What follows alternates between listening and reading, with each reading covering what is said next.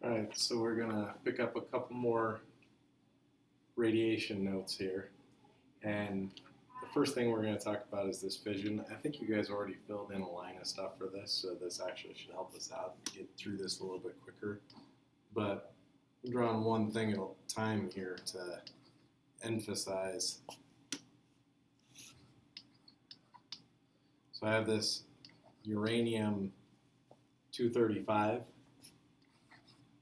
isotope or nuclide, and I'm going to actually strike it with a neutron, trying to create a new nuclide that's unstable and that will go through this fission process. So we're going to split this larger nucleus into smaller nuclei with a release of enormous amount of energies. Right? So this first uranium just turns into a second uranium, 236 over 92. But this new version of uranium is very unstable, and it splits in half. I'm going to show you this kind of in a simulator so you can get a better idea of what this might look like. But when I split this, right, you already had a few things filled in, this 137 tellurium. But then there was a blank to be filled in, right? And I'm kind of running out of room here, so I'm having to just go below. But I'm going to have two more neutrons that are going to be ejected. And then I'm going to have a bunch of energy that comes out. So I'm really trying to figure out how to fill in that blank. And it's the same math as what we were talking about before. The only difference is I have much larger particles to deal with. So I have to take that 236 and subtract 137 from it, which is going to give me 99 from the get-go. But then I have to remember that I don't just have this 137 that's being removed. I also have a couple neutrons that are being removed.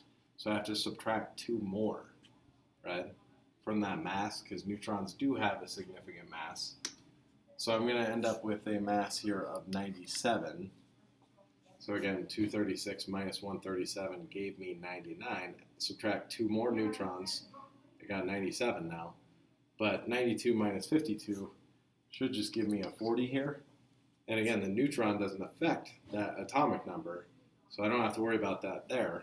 The energy, I don't have to worry about it at all either. It's essentially massless, right? A tiny amount of mass is lost in this process and is turned into that energy.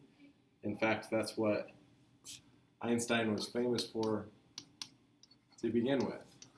E equals mc squared. That's actually where that energy comes from. It's a very tiny, tiny mass that's lost in this process, right? And that energy is turned into that mass is turned into pure energy in the process. A large, large amount of energy. So now I just have to look at a periodic table, figure out what number 40 is. And 40 happens to be a zirconium. So I have this tellurium byproduct, I have this zirconium byproduct. That big nuclide, that uranium-236, has essentially been split in half, more or less, right? And then a couple extra neutrons are ejected along the way.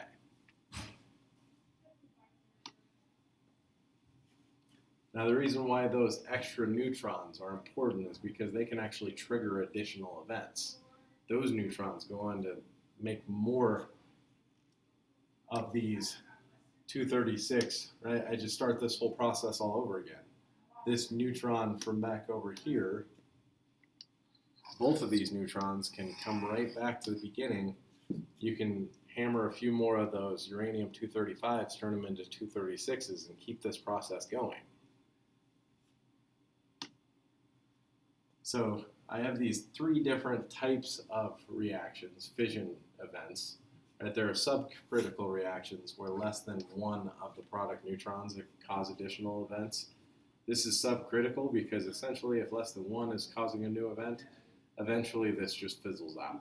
Right? You don't really get a whole lot of energy out of this type of fission event. Right? If it's subcritical, it actually costs you more energy to get it started than you get out of it. So it's not actually worth it. Whereas a critical reaction, if you can get one neutron every time to cause additional events, This is going to create a controlled chain reaction that I could use in a nuclear power plant.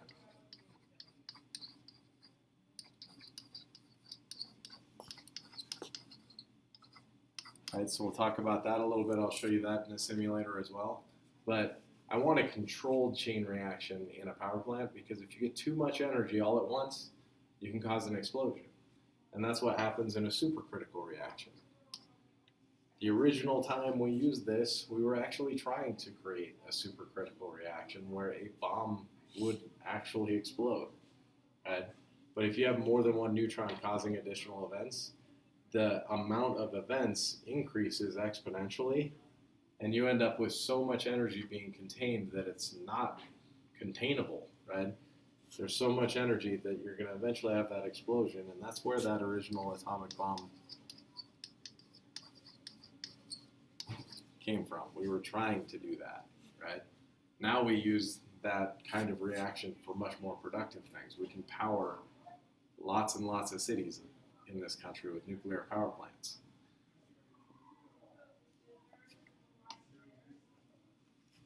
Our connections, right? You got to talk about radiation in the food web. So we are going to be constantly exposed to natural sources of radiation in our diets. You take in potassium 40 or carbon 14 every day, right? So whether you're eating that potassium somehow or you breathe in the carbon 14 just in carbon dioxide in the air, but you also take in carbon 14 in the food you eat because that tree turned it into sugar. But the second two notes here, nuclear testing in the 40s and 50s introduced some other radioactive isotopes, right? The biggest thing I want you guys to understand here is usually if something's going to be dangerous, it's dangerous for a reason, right? The strontium-90 isn't really that big of a deal in terms of if it's just sitting on grass, it's not necessarily going to hurt you, right? Even if you ingested it, it would not necessarily hurt you unless it sticks around in your body, right? The fact that strontium is very close to calcium on the periodic table, they're right on top of each other in the same group. It's that similarity that actually gets that incorporated into those calcium-rich materials in a grazing animal. So that cow's milk that has calcium in it, right? There's lots of strontium-90 in that all of a sudden. Then you drink that milk, and your body incorporates that strontium like it's calcium into your bones, and all of a sudden you have trouble, right? So they've created those things in nuclear testing events, and it turns out those are really, really bad for people, right? Now that being said, they also did those nuclear testings in very remote regions, but that doesn't mean you couldn't still cause problems. That Chernobyl nuclear plant meltdown down at the bottom, that one had a cesium that happened to look a lot like a potassium. Again, they're in the same group, they're very similar elements, right? Anything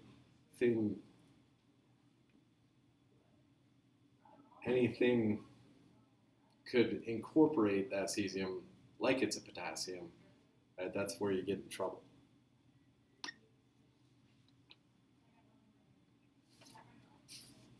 Okay, then finally this fusion here. You're just combining smaller nuclei to get larger ones. The example for this one that we use, you can take two heavy hydrogens, so two of those, right, and they're deuteriums because they have that extra neutron, right, so they're a little bit heavier than a normal hydrogen. A hydrogen usually just has one proton and no neutrons. But you can take two of those in the sun with those high energy, high temperature conditions of the sun, and you can get them to fuse together to create a helium atom. Right? This is also going to release a lot of energy, and that's where most of that energy that the sun is producing that radiates to us every day comes from. Right? So this fusion event, right? You just add two smaller things together to make a little bit bigger thing. Right? You can continue to fuse things in the sun to get bigger and bigger and bigger. That's how bigger elements than hydrogen we theorize exist to begin with. Right? So in stars, all the elements that make you were born, and they were born through fusion events like this one. So you're going to need those high temperatures like the sun. A hydrogen bomb is a just a normal atom bomb surrounded by that deuterium.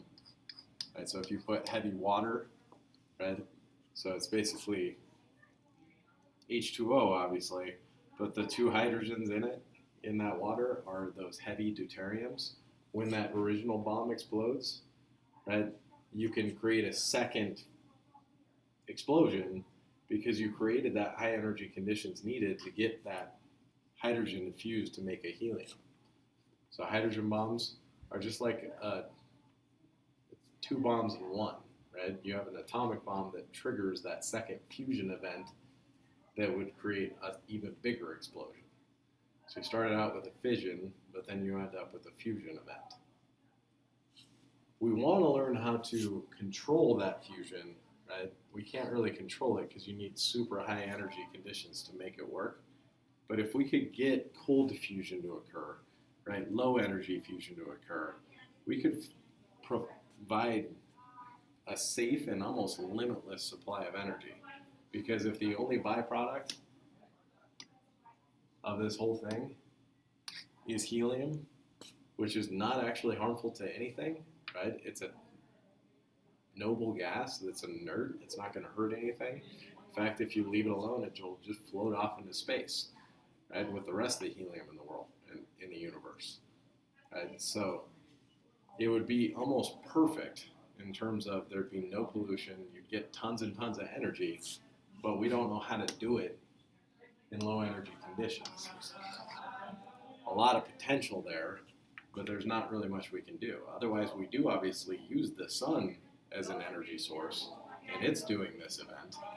Right? So think about that kind of idea. We're just using a small fraction of that energy coming from this fusion from the sun, and we're using those solar panels and turning that into electricity for us to use. But if you had a sun on this planet, one plant could probably power the entire world. Right? All the cities everywhere could get electricity from that one plant. It'd be producing helium as a byproduct. So in theory, it'd be awesome. It's just not incredibly likely. Last thing we want to talk about is this nuclear transformation.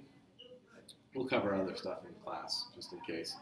But this is where I'm going to change one nucleus into another. Again, I'm just going to use that high energy bombardment with a particle, creating a new nuclide, that radioactive nuclide.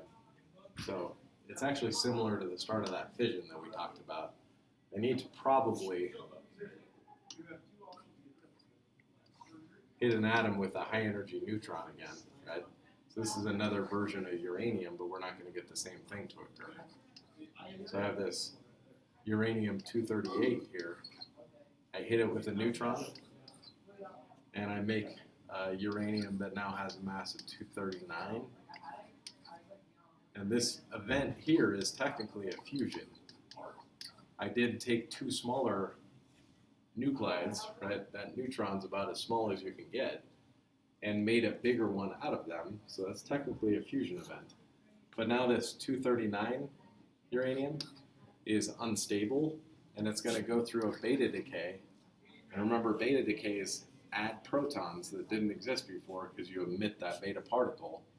And once I kick out this electron particle for this beta decay, I end up gaining a proton, and this was actually the first man-made element that was ever created. It made neptunium by a beta decay of uranium-239. So when we're messing with that fission, right, obviously we discovered that this was also possible. Right? Instead of that uranium-239 breaking in half, right, and that fission event occurring, we could also have a beta decay, and we could make a new element that never existed before. So it's kind of an interesting byproduct of that research that was being done. It turns out that your neptunium-239 wouldn't even be done decaying at that point. It's still unstable. It goes through one more beta decay, which would create, again, another new element. This time, it was plutonium. Right? So, again, I ejected another electron-like particle that changed 93 into 94, and I still have a 239 mass. So that plutonium was brand new. Right? Everything bigger than uranium on the periodic table is man-made, and it's essentially made by this process. The only major problem is that, again, that neptunium was not very stable, so it didn't stay around for very long. We actually discovered the plutonium first, because the neptunium only lasted for a couple seconds. That sample never existed long enough for us to study it and figure out its properties. Otherwise, another example is slightly different than that last one. We can also make other kinds of nuclides for this, and not necessarily trying to make new elements. If I hit cobalt with a neutron, I can create a new version of that cobalt that is a little bit heavier, but it's also metastable, meaning it's going to emit one of those gamma particles. Remember, gamma particles don't have any mass and don't affect that atomic number at all. That's why I had to put that metastable label in there anyway. So I still have a 60/27. I still have a cobalt 60 here, but I can use those gamma rays for a purpose. Right? This is actually the isotope of cobalt that we use to focus a beam of radiation of those gamma rays over here on a tumor, and we can actually radiate a tumor inside of your brain without even cutting you open, without even doing anything. Just by focusing this beam of radiation, we can target and pinpoint a tumor in the middle of your brain. We'd have to hold you pretty still. They're going to screw you in place before they do this, so you can't turn your head slightly, because you turn your head slightly, you might forget how to tie your shoes. But as long as they can focus this beam of radiation on a tumor, you can use that, and it's really useful for them in that context. So again, there's a lot of different uses for this nuclear transformation. You might be making a brand new element that never existed before, like that neptunium, and then eventually that plutonium here. But you might also be creating a nuclide like this cobalt 60 that's intended to be used to create those gamma rays to possibly irradiate a tumor. So there's a lot of different examples. Basically, you just go through the same whole number math we did before, add and subtract those particles, try and figure out what's going to be how you need to fill in the blank. So it should be pretty self-explanatory. You do need to label arrows just like before. I did forget this one here. Technically, again, when I bombard something with a neutron, I'm technically doing a little fusion event right here. I always spell fusion and fission backwards. Fusion only has one S, so my bad. I also did that up here. You can probably cross out one of those S's. But that should be good for notes today. We'll pick up everything else in class.